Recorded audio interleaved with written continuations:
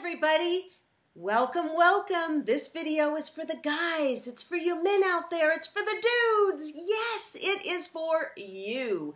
We've got an amazing dating tip that you are going to want to hear about from the fabulous Susan Allan. Susan, tell us just briefly what you do, because you do a lot of stuff and you can help a lot of people. And you guys, if you have any, or if you're having any glitches or any confusion about dating and trying to find your soulmate, we're going to solve those in these little mini videos that we're doing. So Susan, tell us quickly how you help people. You bet. I teach men how to find their perfect life partner, how to know what that is, how to have the right vibe in order to attract her, how to find her with your help, and then also how to make sure they don't blow it, and then they do what works. Awesome, because today we're giving you a tip on how to have that alpha male vibe without peacocking. So what is that? Tell us about that, because I had a client do that and he kind of blew it. So give us your best tips on how the guy can have that confident vibe without having to go overboard in bragging. That's right. Every alpha male knows that he gets all the women. They get all the women. An alpha male walks into a restaurant and all the women, even if they're not going to be rude to their boyfriends and their husbands, they're not going to do that head swivel thing that we all hate. But still, they know he's there. They feel his presence. And then, believe me, they all have to suddenly get up and go to the ladies' room and check him out on the way, you know? So it's a vibe. So you don't want to say certain things to ostensibly impress a woman, because usually what you say doesn't impress us. Right. It just doesn't. It's how you behave, and it is self-confidence, and it's energy.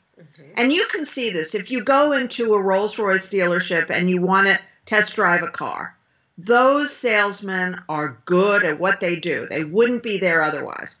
They don't tell you they sold 50,000 cars. They don't tell you they sold $1 billion worth of cars. They're well-dressed. They're well-groomed. They have a lot of self-confidence. They're well-spoken. They're gracious. They're charming. They have a little sense of humor. And all they want to do is sell you a car. Right. So now if you're going to do that, and you're going to do it to attract a woman and have her fall madly in love with you, you've got to have a lot better skills than that, not less skills.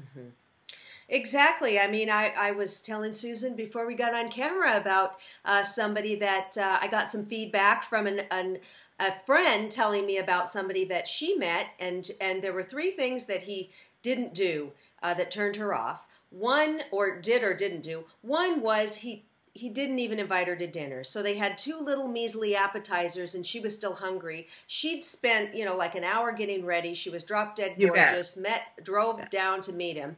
And so he did that. Another thing was he wanted her to look at not only just a picture of his ex, but a video of her. And he kept talking about who he had been dating. What was he thinking? Well, he wasn't thinking, and right? then the other thing was he kept talking about all of his worldly possessions and all of his money and all of this stuff. So those 3 things, even though he was a nice man, she said, nice looking and everything, generally fine. But those 3 things were like, wow, not good. Now, that kind of peacocking, showing off, is an immediate turnoff to women because they think this guy is superficial, he's a braggart. I know another lady, she's kind of older, and this guy is also older, and he lost his wife. Poor guy. I realized they were married 50 years. He's lonely. He wants someone, but he goes down to this lady's house to visit. She's not interested in him romantically, but he will talk about every time his properties and how much money he has, and he's even brought down his bank statements to show off. And she's like, that is such a turnoff. So, and on top of it, it's boring. It's boring. To hear about somebody else's money and possessions, very boring. Yeah. When he so easily could have said, or someone can say, I've got this fabulous place down at, and then mention it, and I'd love you to come for the weekend. And of course, there are lots of bedrooms. There are 5 bedrooms. Of course, you can have your own bedroom and your own bathroom. There's no pressure. Yeah. Now, that's a way of being an alpha male and being very, very attractive and desirable. So, or, my favorite place to vacation is St. Bart's, and I'm planning a trip, and I hope you and I get along because I'd love to invite you. My next trip is planned for, and then the date. Okay, so great. These are ways to motivate a woman. Wonderful. With, and really is to put himself in the other person's shoes, the woman's shoes, empathetically, and imagine how is his money going to improve her life? How is dating him, because he's successful, going to improve her life? Does he have a ski chalet and they're going to go skiing next winter? Does he have a yacht and they're going to cruise, someplace fabulous? Does he travel a lot and he's leaving for Paris and London in a week? It isn't about what he possesses, because it's a long distance between that first date and her owning his properties, right? That's right. But how is this going to really authentically improve her life? For example, I remember a guy who paid for all my ski lessons, who was my boyfriend, and he was a great skier. He did helicopter skiing. Well, not only is helicopter skiing enormously scary and dangerous, and I was never going to live long enough to want to do that, but it's very expensive. Right. So if somebody is going helicopter skiing and has 2 condos in, Snowbird, Utah, which is some of the best skiing in the world, then he doesn't have to brag about his money. He just has to say, oh, I had the most amazing time last weekend. I wish you'd been there. We had spring skiing. I do helicopter skiing. It's very, very cool. And include her. It's about inclusion. Okay. What you see about the 2 men you're describing is that it's all about them, and there is nothing less appealing. Nothing. And I don't care if the guy is drop-dead gorgeous. Right. I don't care if he's worth $1 billion. I don't care about any of that. And believe me, when I was young, neither did my friends. And now my clients who are young and beautiful women, they don't care. Right. So he's got to be successful. He's got to be intelligent. He's got to be fun to be with. He's got to be caring enough that he realizes she's there to see if this is a lifestyle where there's room for her. Yes. Not just numbers at the bottom of the page. Especially if you're bragging about how much money you have, but then you won't even spring for a dinner, that's good. Well, that's shocking. That's shocking. That is, so horrific that, I feel like calling the guy and really explaining to him that I'm sorry his mother never taught him any manners, and I'm sorry that he's never seen a movie where it shows how people behave out in the real world. And he needs to straighten himself out. All right, that's so you just guys shocking. spring for that dinner if you can afford it. All right. Basically, what you're telling me is that he didn't take the time to find out if she was someone he wanted to spend an evening with. That was his mistake. Because, whether it's a friend of yours or anybody else, there are plenty of photos online. There's LinkedIn, there's Match.com, there's all these other places. There's no reason for somebody to specifically buy a pig in a poke, if you will, or, stick your hand into a grab bag. There's plenty of opportunity. And that's what he should have done. And then he would have been thrilled, or he wouldn't have asked her out at all. Yeah, okay. One quick question to wrap this up, because sometimes my guys will be disappointed in the date somehow. Maybe she wasn't as pretty as he thought, or maybe she was, ended up looking at her phone all night or something, right? But he spent, because since I work with the higher end guys and they generally take the lady to dinner. So maybe they did spend, sometimes they spend between $250 to $500 on a dinner. They spend a lot, and then they feel, gosh, I've had guys say, I would have rather given that money to charity, or I can't believe I spent that much money because she was not what I was hoping, or the date wasn't what I was hoping. Yes. Sometimes I'll say, well, why are you going on a $300 dinner? You can have a great dinner. You really could have a great dinner somewhere for $100, $150. Exactly. He can't get away with coffee and a glass of wine. I agree, of course.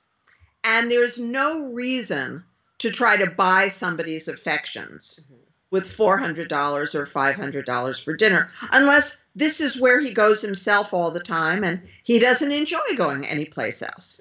And that's a very important thing. When a man is inviting someone to go somewhere with him, wherever that may be, let's remember, he's doing it for his own joy too. Yes. He's not doing it, or shouldn't be doing it, to buy somebody's affection, because that never works. So in other words, if you take a woman out on a date and you take her to Nobu, and you've never been to Nobu, which is the most expensive Japanese restaurant in America, and you've never been there before, and you're never going there again, then, it doesn't make any sense. Right. However, if what you do is you go to these restaurants, that's the only place you enjoy going, then, of course, let her see your lifestyle. What's the difference? One more meal is not going to change the guy's life. Okay, another question popped up that goes with this. Sometimes the guy will say to the lady, is there somewhere you'd like to go? And then she picks the most expensive restaurant. She picks Nobu, or she picks something super, super expensive. And then I've had guys say that, well, she picked this place and it cost me an arm and a leg and I don't even want to see her again.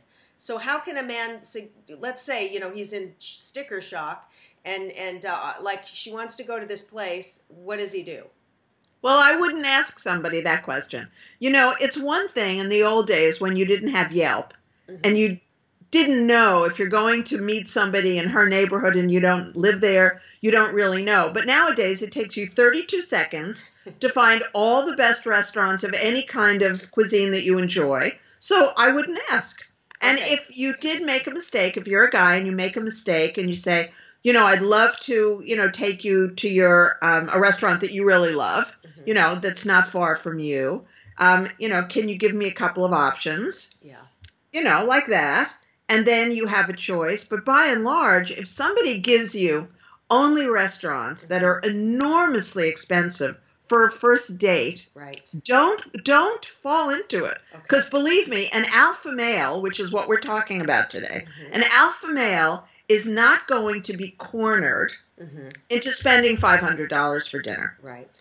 An alpha male isn't going to spend $400 to $500 or even $300 for dinner unless he wants to. Right. He's not going to be cornered and pushed into it. And that's who you've got to be now. You've got to think as an alpha male. Yes, and I do think it's important he finds out her preferences. She might be vegan or she may be allergic to fish or something like that. So you can kind of say, what type of food's your favorite, or do you have any dietary restrictions? And then say, I'll pick something. So great point. That's right. All right. That's right. So guys, I hope this helped. And if you're interested in working with a matchmaker, contact me. If you need any more help with dating, contact Susan. All of our links are below. And we look forward to hearing your comments, what you're struggling with. Let us know in the comments box. Much love and good luck out there.